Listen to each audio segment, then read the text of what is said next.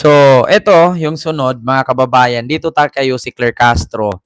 Patungkol po dito mga kababayan sa isang teacher, no?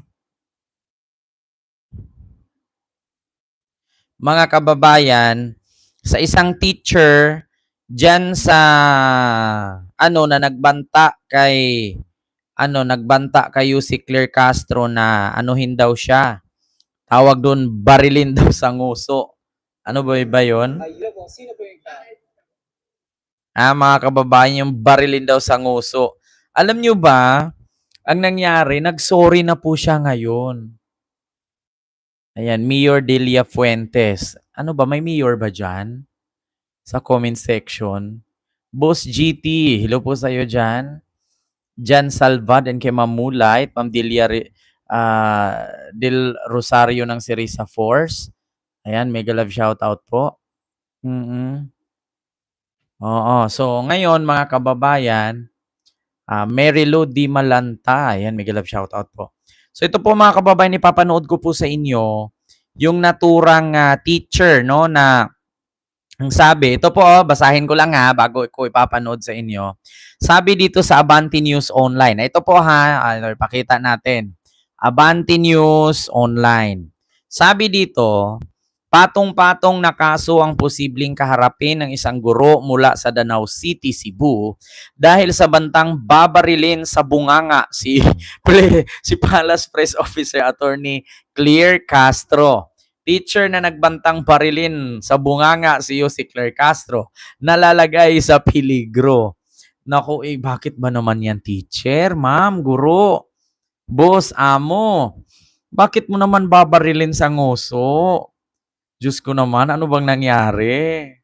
'Di ba? Oh, wala nang mga respeto na ang Pilipinas. Kaya nga, Mami Pulis, totoo 'yan. Turuan ng leksyon ang teacher, teach a lesson, file a case against the teacher. Tanggalan ng license sa pagtuturo would be good enough. Cases should be filed for every transgression you commit. There are consequences. Don't blame the other people for the action you made, and the result of entailed social responsibility and civility matters. Puwera na lang yung teacher ay nasa Canada. Sinong teacher nasa Canada? Nakapag-aral naman sana, think 100 times before you click, o di ba? Kasuhan para matauhan, sa may ilan. Tatak DDS yarn. So, eto nga mga kababayan, ako kawawa si teacher, mga kababayan, mapupunta ito sa alanganin ang buhay niya. Ito po mga kababayan, pakinggan po natin ang isang teacher na nanghingi ng sorry, di umano. Diyos ko naman, ma'am, gusto mo ba baril? Bigyan kita. Ikaw na bumili, bahala ka, kamahal-mahal ng baril. Tapos bala, libre pa. Ikaw na bumili. O, ito, pakinggan natin mga kababayan. Magandang umaga po sa ating lahat. So, andito po ako ngayon, si Zelet Enriquez. Gusto ko lang po sanang manghingi ng paumanhin po sa inyong lahat sa pinupost ko po na na nag-viral po sa yung post ni Lovely Granada po. Gusto ko lang po manghingi ng paumanhin po sa inyo. Sorry po talaga sa nagawa ko. Wala po akong ibig na ipahiwatig na mambabaril po ako. Ano daw? Wala daw siyang ibig na pahiwatig na mambaril. Ang sabi nga, barilin sa bunganga. Luso mo, day. Yung nag-reply lang po ako sa yung kaibigan ko na sino yun? Si Len po. Kaya po nanghihingi po ako ng paumanhin po sa inyo po. From the bottom of my heart po, sorry po talaga sa nagawa ko. At saka yung yung wag naman po sanang ibabash yung mga anak ko kasi ang dami po kasi nagme-message sa akin sa mga anak ko na nagbabash po sila. Sana po ay magandang umaga po sa ating lahat. So, andito po ako. Ma'am, ang sisihin mo po dyan, kung mababash ang pamilya mo, anak mo at buong angkan mo, iuntog mo po yung ulo mo, ma'am. Ma'am, ilang beses kaya ito nag-take ng board exam? Dapat sa'yo, ma'am, iuntog mo yung ulo mo eh. Kung ako sa'yo, ma'am, sa ganyan sa ginawa mong kahihiyan, magbigti na ako. Di ba? Dapat dito kay teacher eh. magbigti na siya. Mas matanggap pa ng tao yung ginawa niya. Pero kung ganito, sorry, kung ito nagkataon sa panahon ni Digong to, pinadampot na to. Naku, tudo iyak dito, tas tanggalan pa ng lisensya to. Di ba? Kaya, isa lang masasabi ko, ma'am, para maniwala kami nga from the bottom of your heart ng pangingi mo ng tawad, magpakamatay ka po. Yeah, para sincere. Kasi the more na ganyan ka, tapos sabi mo, wala kang intensyon na barilin, sabi mo nga barilin sa nguso. 'Di ba? Kaya ako maniwala lang ako na sincere siya sa pangingi niyang tawad kung pagkatapos ay magpakamatay siya.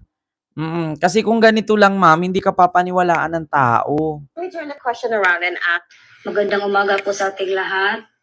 So, andito po ako ngayon, si Zelet Enriquez. Gusto ko lang po sanang manghingi ng paumanhin po sa inyong lahat sa pinupost ko po na na nag-viral po sa yung post ni Lovely Granada po.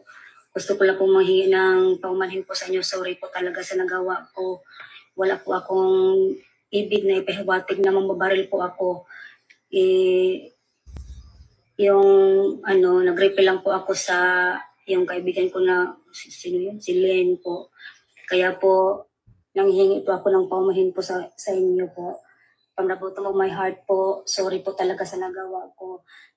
From the bottom of my heart daw, mga kababayan, magpaniwala kayo dyan. Kung ako sa iyo, ma'am, magpakamatay ka na, uy. Diba, this story are bad influence. That's why he's like that. The teacher should have his license revoked. Yeah. Dapat di ka na nagsorry, ma'am. Dapat na lang talaga sa kanila. Pero naintindihan ko rin po kayo dahil sila po kasi nakaupo. Pero bawi na lang tayo sa 2028. Alam mo, sa totoo lang, itong nag-comment na to, apakatanga nito. Ayan, alam nyo, sa totoo lang, real talk lang, mga DDS, inaantok ako. Pero nawala yung antok ko, yung nabasa ko na dapat di ka na naghingi ng sorry, ma'am. Dapat lang talaga sa kanila. Pero naintindihan ko pa rin po kayo dahil sila pa kasi nakaupo. Pero bawi na lang tayo sa 2028. Ito lang real talk. Wala namang sinabi si Yussi Claire dito eh. At bakit isisisi na porkit sila ang nakaupo ay ganito? Kasalanan naman to ng teacher na to kung hindi siya tanga-tanga. Magpo-post siya na babarilin sa nguso, tapos ngayon binash siya sa social media. Sasabihin mo ngayon, babawi kay sa 2028? So, nahulog pa na si teacher pa ang biktima, putang ina, oh. Ito yung mindset ng mga DDS, Kapag bumanat sila, tapos ang banat nila ay napapahamak sila or nakulong, nakasuhan, or di kaya pinadampot, ang sabihin agad ginigipit sila. Apakadami namang DDS na bobo dyan, wala ka namang narinig na gumawa ng ganito. Ang daming DDS, bakit? Bobo na nga sila, tapos meron pang isang bobo na gagawa ng krimen, di ba? Ay, Diyos ko naman, mga kababayan, alam naman namin na ang DDS, bobo talaga yan sila. Totoo, bobo talaga yan. Mga bobo talaga sila. Oo, bobo po talaga sila. Oo nga, bobo talaga. Wala ka namang makita sa kanila kung hindi ka bubuhan eh. Wala ka ring makita sa kanila na talagang bobo talaga sila, sa totoo lang. Magalit man sila, bobo talaga sila. Oo. Kahit anong gagawin nila, bobo talaga sila. Oo, kahit nga matulog sila pagkagising, bobo talaga sila eh. 'Di ba? Yabang now, iyak later, 'di ba? Bakit tahimik yung ibang DDS? Teacher na nang babash kay Auntie Claire. Pwede naman na patawarin pero dapat harapin ang karampatang parusa para may matutunan sa katangahan. Ay, Diyos ko talaga. Definitely, John Wick, walay chance. Sabi ni Bemba Mamper. Ayan, may grab shout out po. Nakita nyo mga kababayan, nag-sorry si teacher. Bakit? Napansin yata.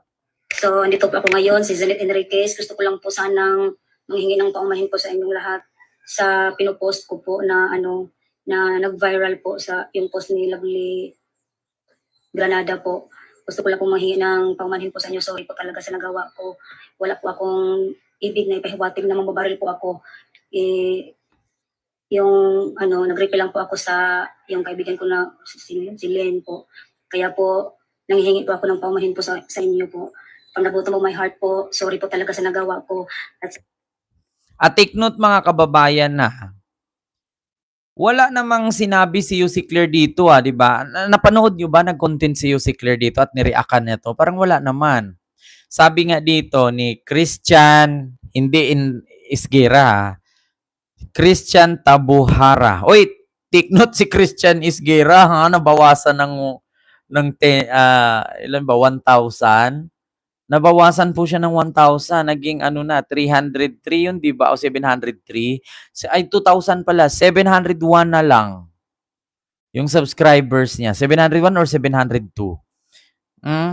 So ito nakalagay, sibak dapat. Accountability, 'di ba? Consequences sa lahat ng action mo, naalala ko 'yan. Pag pinarusahan ako ng teacher ko noon. Pag sa'yo na ginawa yung pastime o hobby, nakatoksikan yung pagiging moral authority nyo. Please po, tama na po, itigil nyo na po ang masakit pag sa'yo ginawa yung you test your own medicine. Matuto na tayo maging responsible. Tayo especially sa social media, puro hate and toxicity na nga sa social media, nadagdagan pa tayo. Sino naapektuhan dito? Mga kabataan. Sa mata ng isang bata, ang isang pagkakamali ay nagiging Sa mata ng isang bata, ang isang pagkakamali ay magiging tama. Kapag ito ay ginawa ng mas matanda, may commercial pa yan noon. Di ba? Ay naku mga kababayan, nanghihingi ng tawad si Manay. Ikaw ba naman, teacher ka? Diyos ko naman, tama ba sa'yo na magpo-post-post ka sa social media na barilin ka sa nguso? I-teacher ka, di ba? Sa totoo lang, hindi po talaga kayang gawin ng professional teacher yan. Di ko alam kung ito, naging teacher, may padulas. Kasi kapag professional teacher ka, hindi kaya madali kumuha ng license. Hindi mo makadali pumasa sa exam. Tapos ganito na lang ang gagawin mo. 'Di ba? Ay nako, iahak. Ay nako po talaga mga kababayan.